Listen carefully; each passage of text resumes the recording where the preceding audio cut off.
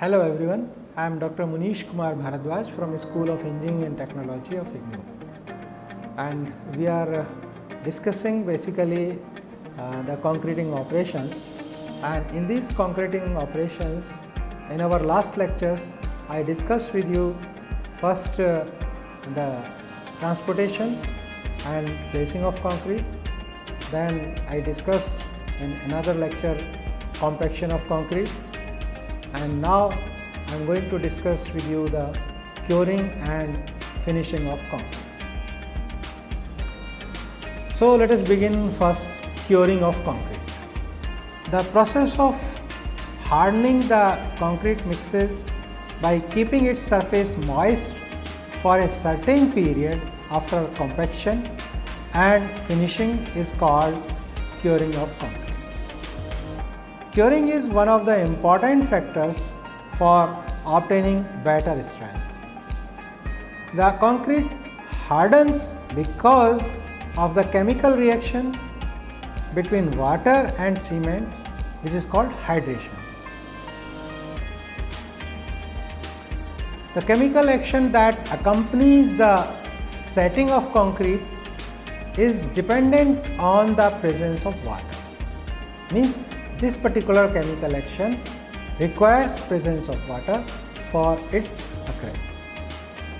Although there is sufficient water at the time of mixing, yet it is necessary to ensure that water is retained to enable the chemical action to continue till the concrete is fully hardened.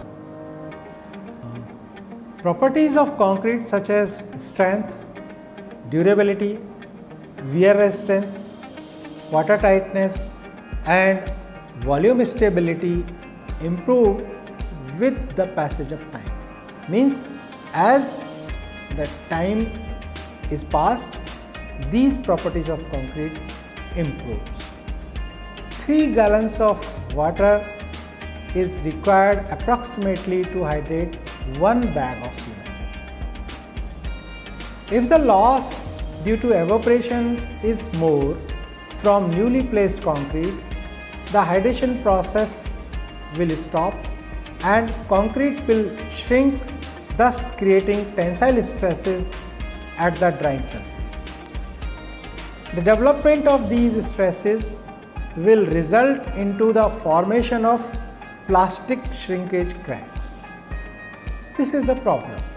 If proper amount of water is not available for hydration process. Now let us see what is the importance of curing. The importance of curing of concrete is to improve its properties such as water tightness, wear resistance, strength, volume stability and durability. What are the objectives of curing? First is to maintain the process of hydration by preventing the loss of water by evaporation. Because if we are curing the concrete, then water that was used for preparing concrete will remain there intact and available for hydration process. Second objective is to reduce the shrinkage of concrete. Because if proper hydration is there, so less shrinkage will occur. Next objective is to preserve the properties of concrete. Means all the properties of the concrete are there in their good form. The methods of curing. Means what are different methods of curing that we use for curing of concrete. Different methods of curing used for maintaining the concrete in moist condition over a period of several days till it hardens and attains full strength. Let us see what are different methods of curing. Different methods of curing are used for maintaining the concrete in a moist condition over a period of several days till it hardens and attains full strength. The method of curing depends upon the nature of work and atmospheric conditions. So these are the two factors which govern the method of curing to be used. Let us see what are different methods available for curing. First is sprinkling water. Second is ponding method. Next is membrane curing. Then fourth is covering concrete surface with gunny bags. Then next is shading concrete works. Then chemical curing can be used. Then another one is steam curing. Also we can use infrared radiation for curing, and there is another method also, electric curing of concrete. So let us see the first method of curing, sprinkling water. Excellent method of curing is the continuous sprinkling of water. The quantity of water required by this method to cure concrete is much more than other methods. If water is sprinkled in intervals, then the concrete must not be allowed to dry between application of water. Means if you are applying water in different intervals, so between two successive watering, the concrete surface should not get dry. A constant supply of water helps in preventing the formation of cracks caused by alternate wetting and drying. So that way we have to be cautious. Now second method is ponding method. Ponding method is mainly adopted for surfaces members such as pavements, floors, roofs, slabs and sidewalks, etc. In this method, a small dam of earth or water retaining material is placed around the perimeter of the surface. Means some form of pond is formed. The surface is firstly covered for 24 hours after placing and compacting concrete. The enclosed area is further divided into a number of rectangles and is kept flooded with water. Water is filled in the rectangles 2 to 3 times per day depending upon the climatic conditions. Means if it is a hot climate, then you have to fill water frequently. If it is cold climate, then you have to apply less water, because in case of cold climate, less evaporation will be there. Next is membrane curing.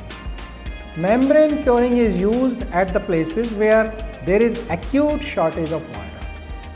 In membrane curing, a newly laid concrete surface is covered by using chemical or liquid membranes in order to prevent evaporation of moisture from concrete.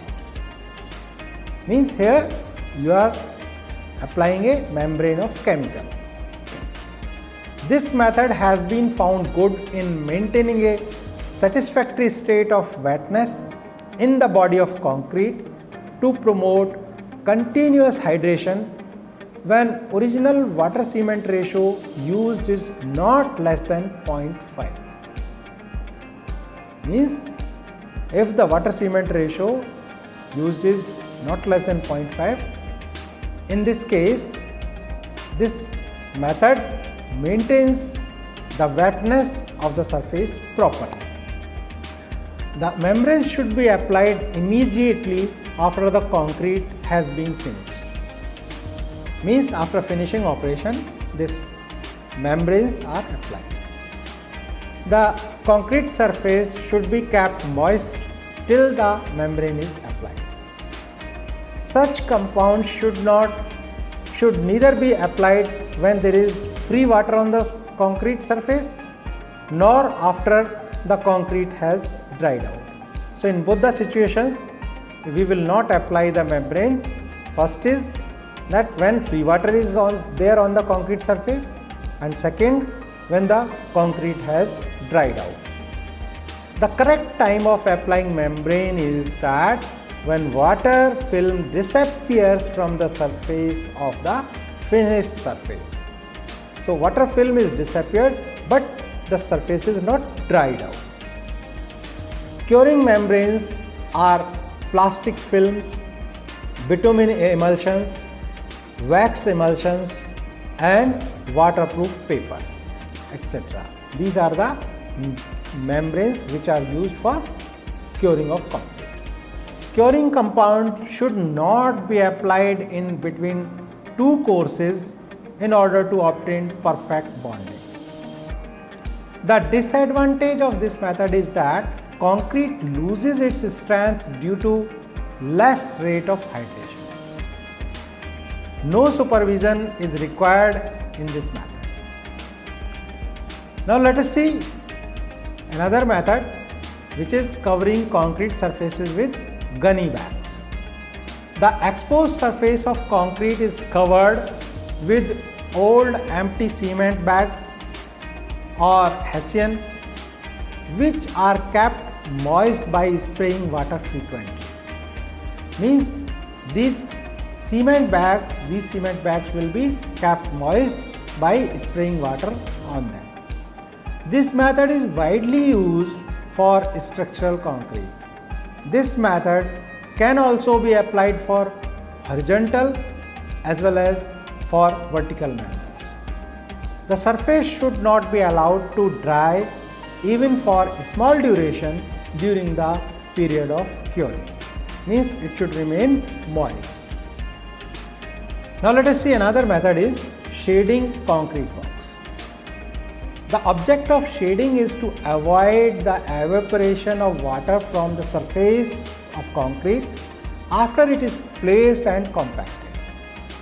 This method is used to protect the newly laid concrete from wind, heat, and direct sunny rays. In cold weather, it prevents the freezing of concrete under frost action. This process is mainly suitable for large surfaces such as road slabs. Using canvas and starching them on frames achieves shading over the newly laid concrete. Next method is chemical curing. Chemical curing is accomplished by spraying the sodium silicate solution. About 500 grams sodium silicate mixed with water can cover about 1 meter square of surface and forms a hard and insoluble calcium silicate film. It actually acts as a case hardener and curing agent. The application of sodium silicate results in a thin varnish-like film which also fill pores and surface voids, thus sealing the surface and preventing the evaporation of water. Next method is steam curing. The hydration of cement accelerates with increase in temperature, which leads to faster development of strength. To steam curing, the concrete is subjected to higher temperature by maintaining the required wetness. For concrete mixes with water cement ratio ranging from 0.3 to 0.7, the increased rate of strength development can be achieved by resorting to steam curing. The mixes with low water cement ratio respond more favorably to steam curing than mixes with higher water cement ratio. In steam curing, the heating of the concrete products is caused by steam either at low pressure or high pressure. Steam curing is preferred for precast concrete products. These precast members are passed through the steam chambers. It is also used when early removal of formwork is required to put the structure in service without delay. Next method is curing of concrete by infrared radiation. It is claimed that a much more rapid gain of strength can be obtained in this method than even with steam curing. The rapid initial rise of temperature does not result in a decrease in the ultimate strength as it does in case of steam curing. The system is described as particularly applicable to the manufacture of hollow concrete products, in which case the heaters are placed in the hollow space of the product. The normal operating temperature is 90 degrees centigrade. The curing of concrete by infrared radiation has been used in Russia. Next method is electrical curing of concrete. This method is not used in India because it is more expensive. It is mostly used in very cold climatic regions. Passing alternating current of low voltage can cure concrete products, and high amperage through electrodes in the form of plates covering the entire area of two opposite faces of concrete. The potential difference generally adopted is between 30 to 60 volt. Evaporation is prevented by using an impermeable rubber membrane on the top surface of the concrete. Initially, up to 3 hours, the resistance of concrete to flow the current decreases due to rise in temperature. There is rise in resistance afterward due to decrease in the quantity of free water available in the concrete due to hydration and evaporation. This period of rise in temperature should be about 12 hours. The duration of electrical curing should be about 48 hours at the temperature of 50 degrees centigrade or 36 hours at the temperature of 70 degrees centigrade. The concrete products are cooled gradually in heat insulated chambers for a minimum period of 24 hours. By electrical curing, concrete can attain the normal 28 days strength in a period of 3 days only. So, next let us see the effects of delayed curing. The concrete specimen placed in laboratory air for varying periods after casting before being moist cured have indicated that the strength at 7 to 28 days decreases progressively as the period of air curing is increased. An exposure for 3 days to air at a temperature of 23 degrees centigrade and having a relative humidity of approximately 60% before being moist cured at 23 degrees centigrade has been found to reduce the 7 days strength by 12% and 28 days strength by about 10%. The specimen left in air at 23 degrees centigrade for the entire curing period have shown a reduction of 25% in the strength at 7 days and 28 days. The reduction under field conditions would probably have been greater. Similar adverse curing causes greater relative reduction in strength when Portland blast furnace slag cement and the cements blended with fly ash are used. Now let us see what should be the duration for curing. As per IS 456, the concrete should be cured for at least 7 days. The strength of concrete increases by 50% than that which is exposed to dry air for the entire period.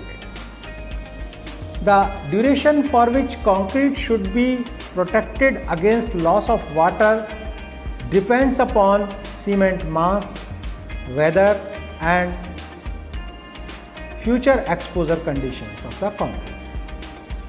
The period of curing may be a month or even more for lean concrete mixtures used in massive structures such as dams.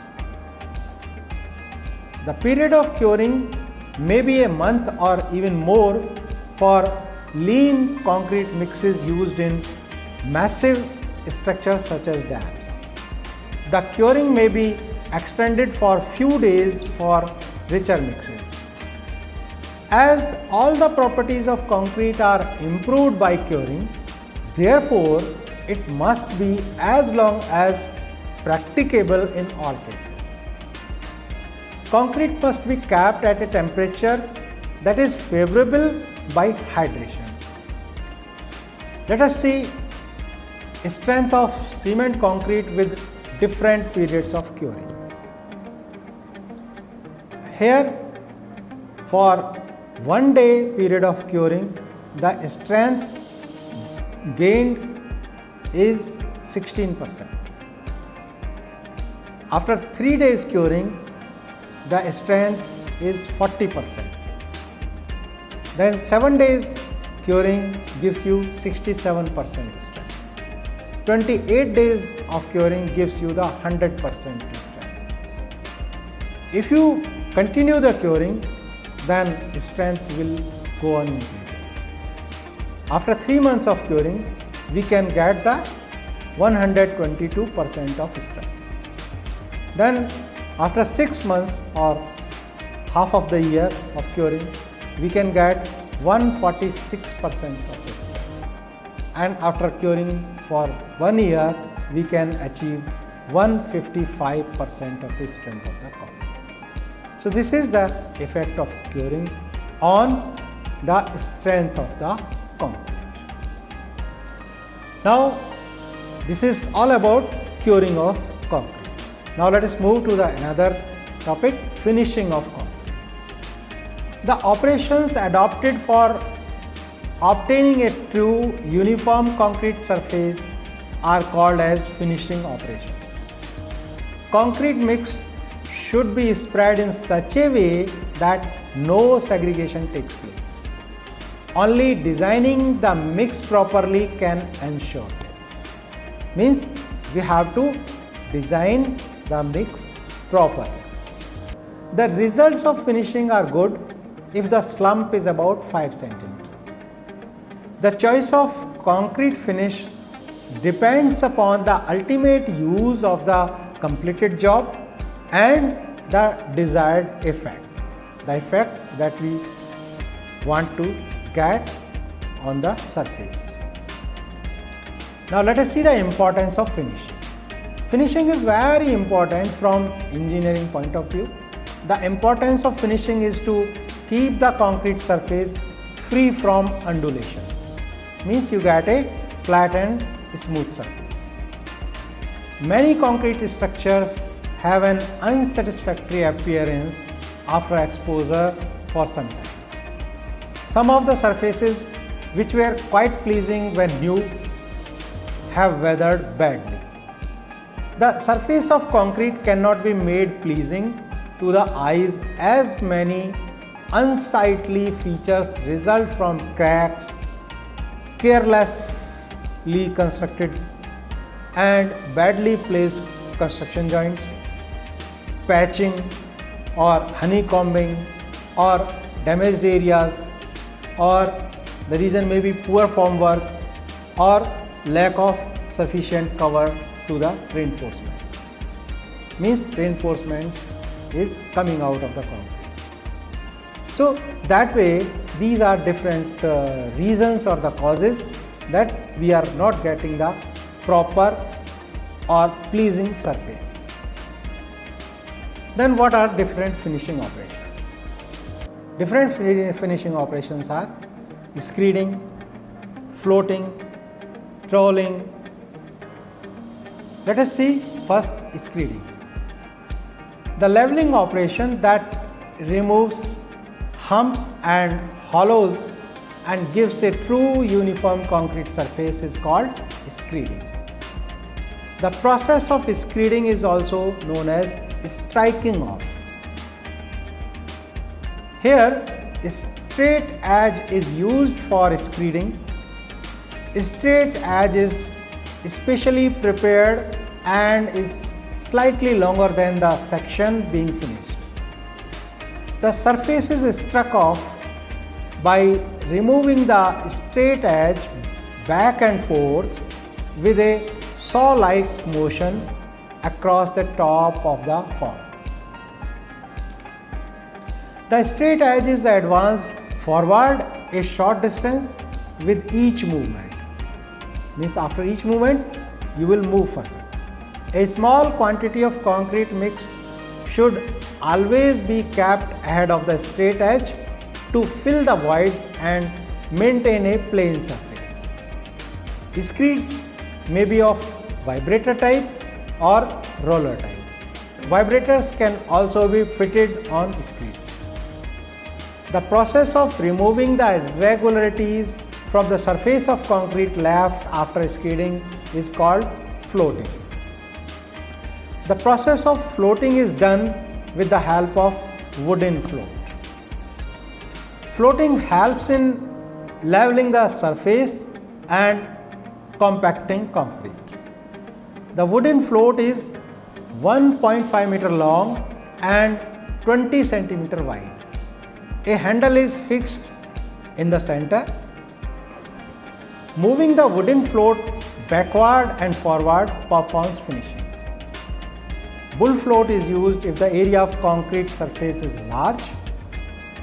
It is moved with the help of a handle without the operations getting on the concrete surface.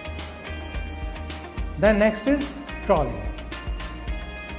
The final operation of finishing is called trolling. Trolling is performed where a smooth and dense surface is desired. Trolling should be delayed as far as possible. In most of the cases, trolling is performed while the concrete is too soft and plastic. At this stage, excessive trolling will cause crazing and result in a surface having less wear resistance. The important point is the period at which the trolling is done and the pressure used by the person responsible for the final operation of finishing. Finishing is always carried out with the trowel and the float.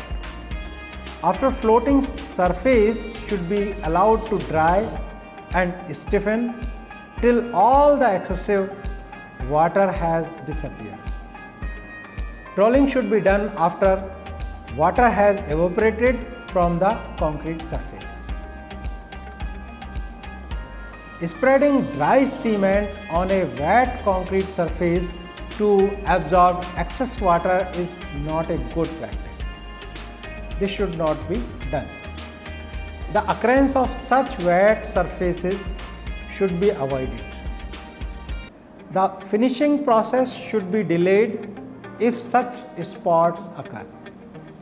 A gap of some time should be left between successive trollings in order to permit concrete to increase its sag. Initially, an older trowel is preferred to a new trowel. Trowel blade should be kept as flat against the surface as possible.